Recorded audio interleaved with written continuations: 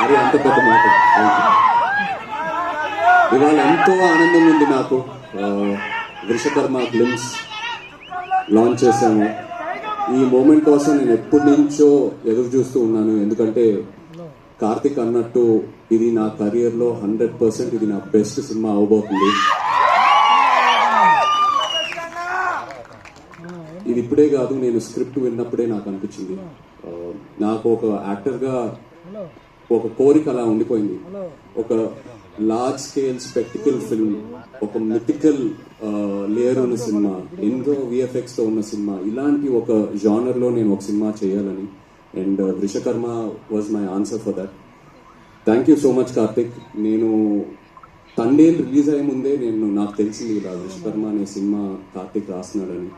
నేను బాపీని రిక్వెస్ట్ చేశాను, కార్తిక్ని కూడా 2-3 సార్లు కలిశాను.